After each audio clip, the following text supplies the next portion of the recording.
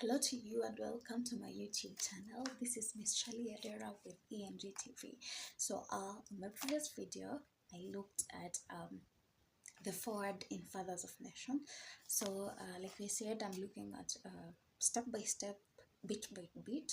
That means chapter by chapter. So on the forward, we got to ask ourselves what really happened in the summit. We'll get to know that later on in the book, but right now we want to focus on chapter 1. Okay, so first of all, let's remember this is Fathers of Nation, the book written by Paul.B.Vitta, is a clear portrayal of a contemporary African society. This means whatever is happening in the book is literally what is happening in our African society. So let's take a look at chapter 1. Okay, so chapter 1 begins when we have 4 people checking in at the Seamount Hotel. So first of all, let's remember that our setting is in Seamount Hotel. We have 4 people checking in, and the writer uses satire and sarcasm through and vivid description, of course, to describe these 4 characters. So want to remember that these 4 people who check in are the 4 main characters, but chapter 1 as a whole introduces 6 main characters. First of all, we had Professor Karanja Kimani.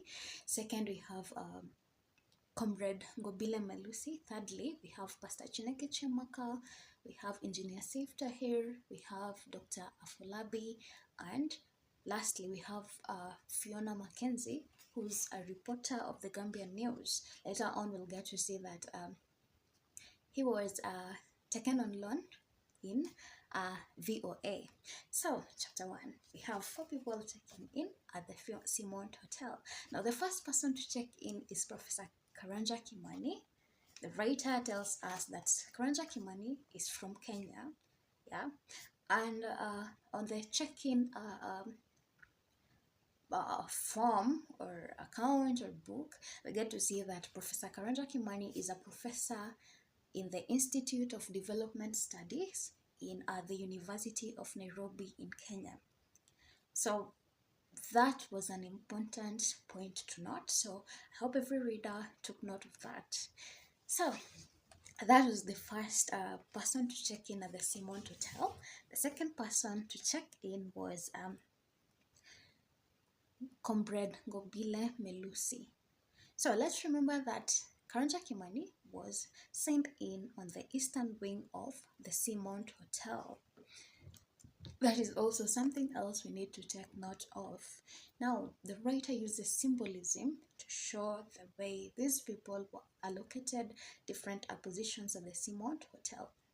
So we get to see that given Karanja Kimani comes from the eastern part of Africa, now we have to note that these 4 people come from different parts of Africa. This is portrayed through symbolism with the way they are allocated rooms at the Seamount Hotel. So Karanja Kimani in the eastern wing. Next we have Comrade Ngobile Melusi. So Ngobile Melusi doesn't really give us his occupation, but later on we'll get to see that he was a freedom fighter in the country of Zimbabwe. So he checks in as a citizen of Zimbabwe, and Melusi is allocated at the southern wing of the Seamount Hotel. So again, take note of that. Writer using symbolism to show that this person comes from the southern part of Africa. Remember, these characters are coming from different parts of Africa. The writer is trying to show us that each country in Africa is facing the same problem. Yeah, yes. Now, the third person to check in. Once you read the book, you'll get to see how the writer uses sarcasm to describe these 4 characters. So the next person to check in was Pastor Chineke Chiamaka. This was a pastor in CIA. Yeah, that was a bit of a jokey joke. So CIA in this case stands for Church Inside Africa. So Ngobile Melusi, a pastor in the Church Inside Africa in Lagos, Nigeria. So guess the part of Seamount Hotel that Chineke was allocated, yes, that was the western wing. Why? Because it came from the western part of Africa. So lastly, to check in, Have three characters: Kimani, East; Melusi, South; Chineke, West. Last, we have Engineer Saif Tahir. So, getting to see the occupations of these three. Now, what is the occupation of Engineer Saif Tahir? Get to see that Saif Tahir worked with the Ministry of Defense in Tripoli, Libya. Now, again, take a guess which part of Simon Hotel was Tahir allocated? Yeah, of course, the northern wing, because Libya is on the northern part of Africa. Yeah. Now, that is the first part of chapter 1. Now, up from that part, we transition to another part of chapter 1, where we get to see that the four people had barely settled in the Seamount Hotel. Then they got a call from a person who preferred to be referred to as the guide. So each of these persons received a call. The first person was Professor Kimani. Now, the caller wanted to be referred to as the guide. So, Professor Kimani was given a key after being asked if he had gotten the briefcase. So, he was given a key to opening the briefcase, which was something like a password, which was 1124. That meant this is a password to open the suitcase that has just been delivered to your doorstep. And what did the guide say? The guide said that he had been sent by AGDA, AGDA. So we get to see that AGDA is the Agency for Governance and Development in Africa. So this, I hope we're all noting about that. AGDA, or AGDA, Agency for Governance and Development in Africa. Now, you see, governance and development are the major themes in the book. So, what part does AGDA play in the governance and development in Africa? So, the guide first called Kimani, and then he called Melusi, then he called Chairman Maka, and lastly, he called Engineer Saif Tahir. The guide had the same message for the four of them: the key to opening the suitcase or the briefcase, which was 1124. So after that part, we transition to another part of chapter 1, where we have an interview between Dr. Folabi and Miss Mackenzie. Now, Dr. Folabi here is a professor in the University of Ibadan in Nigeria. And then we got to see that Miss Fiona Mackenzie is a reporter with the Gambian News, and she was assigned to talk about the summit and the events in the summit. So we got a short history about Fiona Mackenzie, where we got to see that the parents died and she was adopted by Ian Mackenzie and Elspeth Mackenzie, who at the moment, or at the time of talking, were back in Edinburgh. So Mackenzie comes in as the role of the media in the society, as she is a reporter with the Gambian News at the moment. Now, we got to see that the interview started off well. Mackenzie asks Afolabi about his book, The Failure of States. You see, in the book Failure of States, Afolabi is a bit pessimistic about Africa's state of affairs. But in this case, Dr. Folabi has been appointed to be the advisor of the summit. Now, in this case, we have a contrast because you're so negative about the state in Africa, and in this case, you want to be an advisor. It is ironical because if the heads of states were so keen, they couldn't have appointed you because you're so negative about the African state. So I hope we noted about that. So Mackenzie wants to know about what will be happening at the summit and what are Afolabi's expectations. So Afolabi gets to inform all of us. Of course, he was talking to Mackenzie, but we got to know that Nobel laureates discovered a way to develop Africa, and that way was referred to as Way Omega. And this is what the African states had come to Banjul, Gambia, to discuss and to make it into use. So Afolabi talks about supporting Way Omega. Later on, we'll get to see that Fiona still wants to know why Afolabi was so pessimistic about the state of Africa, but right now he's trying to be optimistic. Mackenzie wants to know how is Way Omega related to the book Failure of States. So later on, we'll see that in the middle of the interview, uh, Miss Mackenzie receives a call from her boss, which leads to abruptly cutting the interview short. You see, the exchange began so nicely, so well, but it ended badly due to Afolabi's short temper. We got to see that Afolabi is a proud person and arrogant person, and you don't just get to cut him short. Give him his chance to speak what he wants to speak before you cut him short, or don't cut him short. So I feel like this was one of the characteristics that made Afolabi be chosen as the advisor of the summit. So from that part, of course, Mackenzie goes back to the boss who was calling her. So from that part, the scene, chapter 1, transitions to another part where the writer tries to tell us the changes, tries to show us the changes that are happening in Banjul, Gambia because of the summit. So we have a description of the changes that happen in Banjul, Gambia due to the visit by the heads of states. You see, for the heads of states, the visit is a vacation, but we get to see that it is not fun or no fun for the citizens of Gambia. Yeah.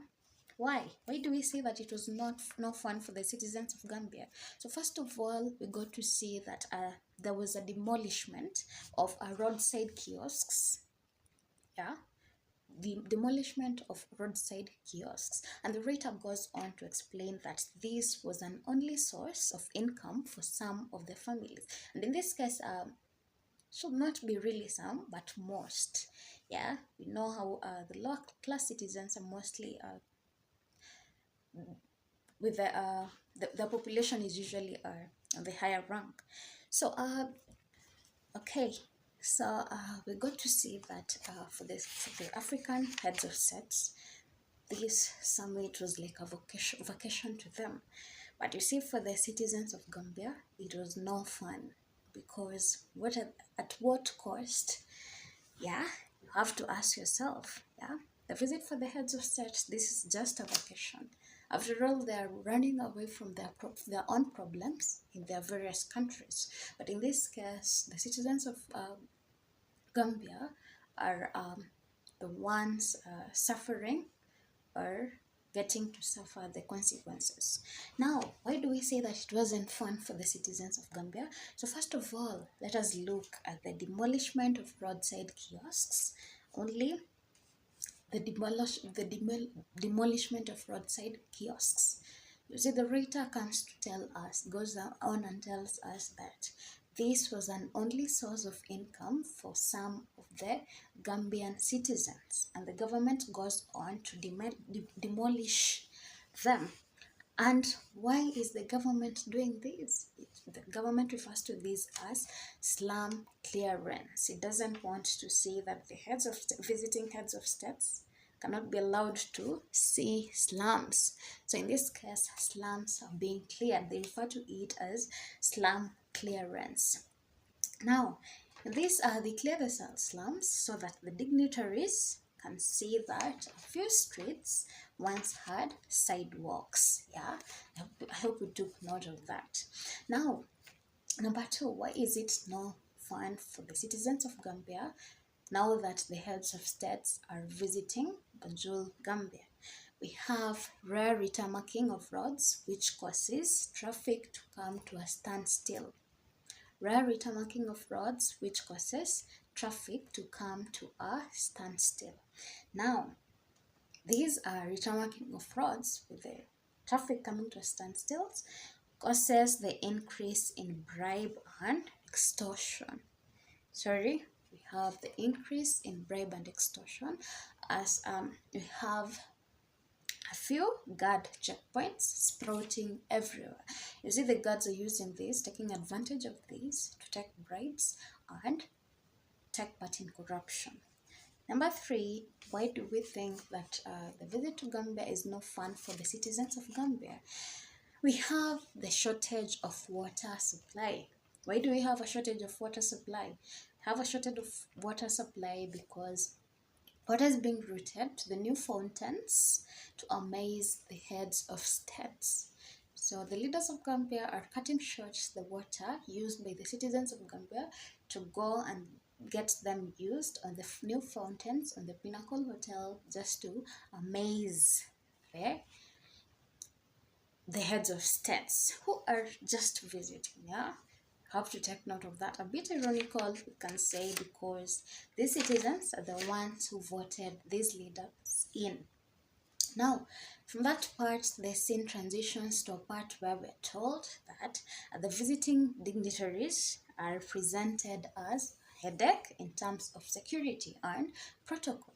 You see, now that they're staying in all of them are staying in Pinnacle Hotel. That meant that Pinnacle Hotel had to be guarded. Yeah, double the security. All the security teams are brought in place. This is to make sure that the heads of states are secure and well taken care of. When we talk about protocol, what are we talking about? We're talking about the way in which these people are going to sit in the summit. So the leaders of Gambia are in charge of this, and they tend to admit that it's a headache for them. Yeah, what protocol are they using? Are they going to use to know the sitting arrangement of these heads of states? Yeah, they found that should be a headache. Also, they wanted to know if how they were going to provide accommodation for the delegates. Yeah, the sitting arrangement and all that. Now, that is chapter one for you. We have a couple of styles used, stylistic devices such as irony. It is ironical for the leader of Gambia to cut the water supply for the citizens and take it to the Pinnacle Hotel just to amaze. Use it in the fountains, newly built fountains, just to amaze the heads of states. That was a bit of an irony. It is ironical that the government demolishes the roadside kiosks where whole families depend on. That was ironical, yeah. We also had the use of satire and sarcasm. We have the use of imagery, where at first we go to see the way the writer described the five people who are checking in at the Simont Hotel. We had the when we take a look at the themes, we had a few themes coming up. A good example is the theme of poverty. Whole families depending on roadside kiosks. You need to ask yourself what is happening in that country. We have so many poor people, and that is one of the reasons why the heads of states are in Banjul, Gambia, to find a way to develop Africa. That's when we can talk about the theme of underdevelopment, where we can see that the roads being tarmacked or retarmacked just overnight. Yeah, that meant we have poor infrastructure in the country. That meant underdevelopment. That can come up as a theme. We had the role of the media, where we got where we saw that Miss Fiona Mackenzie from the Gambian News and later on the Voice of Africa, America, got to be introduced in chapter 1 as one of the main characters. Another thing we can talk about: poor leadership. A person who calls themselves a father of a nation cannot cut supply water, cuts the water supply for the citizens just to go and misuse it on fountains. So we had the theme of poor leadership.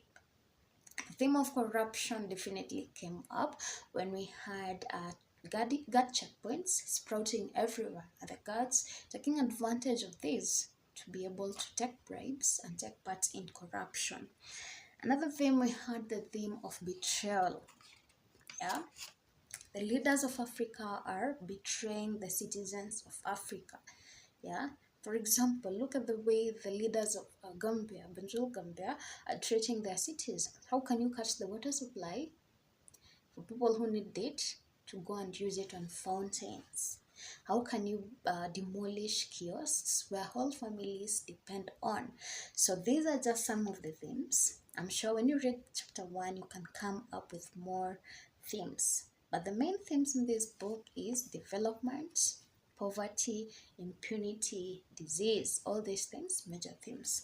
Now, that was chapter 1 for you. I hope you enjoyed the video. Thank you so much for getting up to this point. I hope I'll see you in the next video. Have a great time. Next time we look at chapter 2 of Fathers of Nations.